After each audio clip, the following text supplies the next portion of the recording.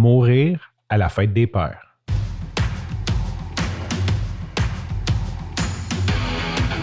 Il aime le code.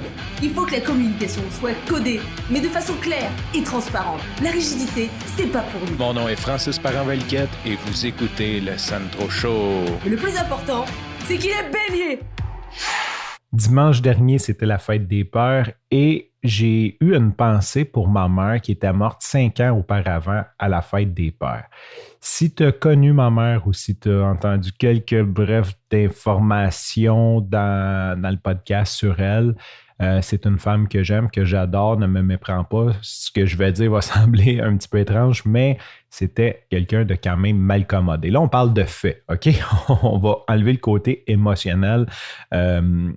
Tu sais, il y a un proverbe qui dit être au bon endroit au bon moment. Ma mère était plus du type au mauvais endroit au mauvais moment. On peut parler de karma ou de je sais pas quoi, mais elle attirait là, vraiment. On allait au magasin, là, il y avait 500 toasters pareils, elle en achetait un, c'était le défectueux. On arrivait à la maison, il était cassé. C'était des trucs comme ça. Et je me suis vite ramassé avec beaucoup de responsabilités parce qu'elle était dysfonctionnelle, elle avait la maladie de l'alcoolisme, puis je soupçonne de la maladie mentale. Ce qui fait que une bonne partie de ma vie adulte, j'avais toujours un tourment de qu'est-ce que ma mère va faire. Tu sais, je partais en vacances, là, puis j'avais toujours ça en arrière de la tête. Je pouvais pas. Il y a des fois que c'était comme plus ou moins, je veux dire, comme quand tu vas travailler, bon, s'il arrive de quoi, c'est pas la fin du monde. Mais il y a d'autres fois que c'était pesant. Et tu sais, je vais te donner un exemple. Là, ma mère, un moment donné, je m'en vais en vacances en Gaspésie et je reçois un appel de son propriétaire. Ma mère est saoule, puis elle a demandé au propriétaire de changer la vitre ou une affaire comme ça. Parce que je sais pas trop c'est quoi l'histoire. Elle a pris un marteau, puis elle l'a lancé dans la vitre. Elle a cassé la vitre. Là, elle a dit, tu n'auras pas le choix de le changer. Fait que là, la bataille est pognée avec le propriétaire. Moi, je suis comme rendu à Rimouski, je m'en vais en Gaspésie. Je sais pas, j'ai 30 ans, 27 ans, je sais pas. Je dis, écoute, je suis désolé, mais il n'y a rien que je peux faire. Fait que, arrange-toi avec tes troubles, man. Ouais, mais là, il dit, je veux pas appeler la police. Puis je dis, c'est ça qu'il faut que tu fasses. Garde, fais-les, là. Un moment donné, ma mère, c'est une femme de 60 ans, là. Ça fait des. Il faut qu'elle vive avec ses conséquences, là. Je vais pas passer l'éponge en arrière d'elle. Fait que c'est le type de truc qu'elle pouvait me faire assez souvent. Puis là, là, je reviens à ma fête des pères et c'est la première année que j'ai 2 enfants. Je suis tout heureux de passer le matin. Mon plan, c'est le matin, on déjeune ensemble, on s'en va jouer au parc. Puis après, ben, je m'en vais voir ma mère qui, elle, est dans un centre de convalescence. Le nom m'échappe quand tu vas mourir. Là, c'est une espèce de CHSLD, mais soins palliatifs. Elle est dans un centre de soins palliatifs. Théoriquement, elle n'est pas supposée de mourir là, mais c'est bizarre l'histoire. Et là, il est 10h15, quelque chose comme ça. Je reçois un téléphone. C'est la docteure, elle appelle, elle dit « Monsieur Parent », je dis « Oui ». Elle dit « Si vous voulez voir votre mère, là, vous êtes mieux de vous dépêcher parce qu'il n'en reste pas long ». Je dis « OK ». Donc, je m'habille à toute vitesse. Je viens comme avec un rush d'adrénaline. Je m'habille. Le téléphone ressonne. C'est la même docteur qui me dit « Monsieur Parent, prenez votre temps, elle est morte ». Donc, je m'en vais là.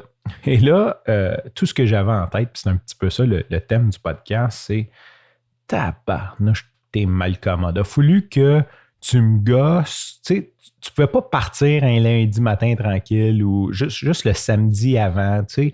Non, il fallait que tu viennes casser ma fête des pères comme c'était ton au revoir. Fallait que tu me gosses une dernière fois en mourant, genre.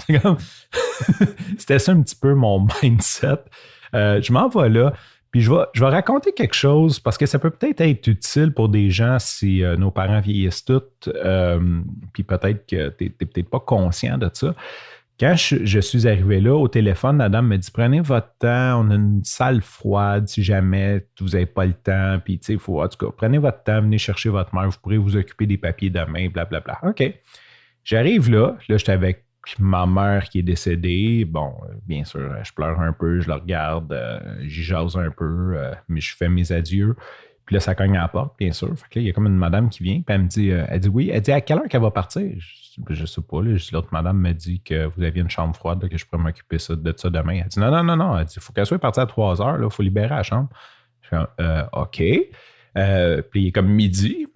c'est la fête des pères. On est dimanche, c'est la fête des pères, puis midi, puis il faut qu'à 3 heures, comme je vide sa chambre, ça, c'est pas la fin du monde, parce qu'il n'y a pas grand-chose.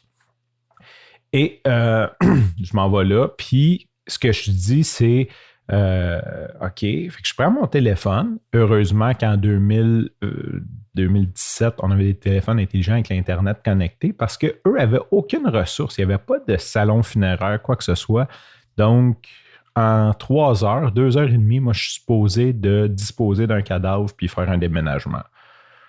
Belle surprise. Fait que c'est pour ça que je t'avise de ça, parce que si tes parents sont présentement dans un centre hospitalier puis qu'ils risquent de mourir ou quoi que ce soit, ça peut être bon de prévoir ça. Je sais qu'il y a bien des gens qui sont à leur affaire, qui ont des préarrangements funéraires, que tout est prévu, mais supposons que tes parents n'ont pas ça, ça peut falloir la peine d'aller faire une petite recherche sur Internet, trouver tout de suite, le magasiner tout de suite, parce que c'est sûr que quand tu appelles le dimanche à 12h30, puis tu dis, il faut que ma mère soit partie à 3 heures, tu n'as pas beaucoup d'effet de négociation. Hein? Ton effet de levier là, pour négocier un prix, tu n'es pas là. On s'entend, c'est comme, ça coûtera ce que ça coûtera. Pour ma part, j'ai été chanceux parce que j'ai regardé, puis j'ai trouvé directement un faux crématoire. Et le faux crématoire peut venir te chercher le cadavre, authentifier la mort, faire toute la paperasse au gouvernement et ils te remettent les cendres, si bien sûr tu veux que le corps soit incinéré, pour le prix quasiment fournisseur des salons funéraires. Fait que si tu appelles, mettons, un salon funéraire, une maison funéraire, puis tu fais ça, c'est comme 2 000 500 $ ce service-là. Tandis que quand tu passes direct par le faux crématoire, et là, les chiffres datent de 5 ans, fait que ça a sûrement changé avec la COVID, la pénurie, le supply chain, puis toute la patente, là, mais c'était 1 000 $. Fait que c'est comme quasiment, ils ont quasiment 150 c'est comme 250 % de profit. Là. Ils se rajoutent une marge incroyable.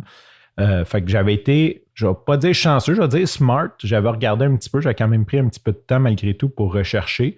Puis d'un coup que tu as les cendres, ben là, tu peux faire les funérailles où tu veux, puis tout est fait avec le gouvernement. Fait que donc, j'appelle ce monsieur-là, ils se sont occupés de tout, ça s'est bien passé. Et c'est pas de ça que je voulais parler, en fait. C'est que il y a 5 ans, quand c'est arrivé, je me suis dit que ma mère avait été malcommode une dernière fois. Je me suis dit, hey, ma mère est morte, puis il a fallu qu'elle me gosse. Il a fallu qu'elle me gosse à la fête des pères pour mourir. Puis hier, je ne sais pas par quelle élimination, par quelle bonté divine, ou je ne sais pas, mon travail personnel ou quoi que ce soit, j'ai décidé que, j'ai peut-être pas décidé, mais j'ai pensé à ça. Je me suis dit, non, dans le fond, elle m'a fait un cadeau de fête des pères. C'était sa façon de me remercier. Elle a dit, aujourd'hui, t'es libéré. Sur ce, je te remercie pour ton écoute. Je te dis à demain et bye bye.